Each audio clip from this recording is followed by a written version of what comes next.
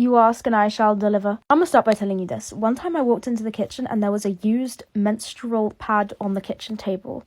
Laid out flat in a pair of underwear. Yes, I'm not joking. Okay, this is the character we're talking about in this story. Yes? So it's like 3 months into my third year, me and my housemates were living in peace in our nice little house. It's very quiet, it's very nice. We had 3 spare bedrooms and the landlord found some random girl to fill one of them so that she could get extra rent, which fair enough. We're all ready to welcome her. She comes in with like an entourage. There's like 6 people helping her move into the house, which fine. The only thing is that none of them ever leave. None of them ever leave. So that very night, the night she's moved in, yeah, she's in her room, blaring music, and all I can hear is like footsteps like crashing about because she lived above me. And I was like, okay, well, like, it's her first night. Like, this is surely not how she's going to behave the rest of the time, although it's a bit weird that she's not like even trying to come off like a nice, normal person. It never ended. It never ended. Every night till 3 a.m. minimum. There were people over, there was music on, and when I would text her like, hey, do you think you could like keep the noise down? And I would only text if it was like past 1 a.m. She would say, I'm not making noise, or I don't have a guest over, which is like, that's crazy because I know I have a dormant schizophrenic gene, but like the last time I checked it was dormant, so I don't know why I'm hearing things or seeing people, but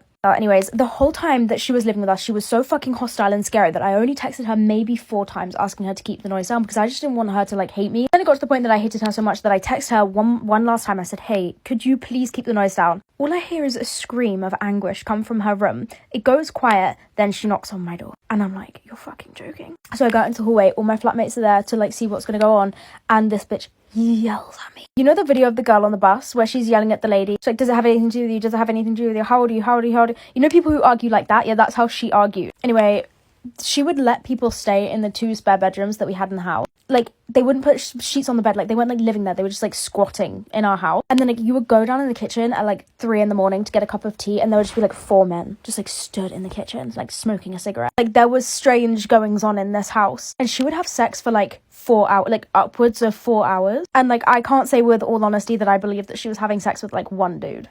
Do you know what I mean? Like, for 4 hours, girl, there had to be more than one. It was insane. It was bizarre. Like, she was the strangest girl I've ever come across in my life. After a while, I just got sick of her and I literally just moved out of the house because I was like, I just pick your battles. Obviously, we all reported her to the landlord, and the landlord said to the girl, if you move out the house and into another one of my properties, I will give you 2 months off of your rent. This girl said no. She turned down 2 months of free rent just to piss me off. Like, it was personal. The other house was even in a better location. What the fuck?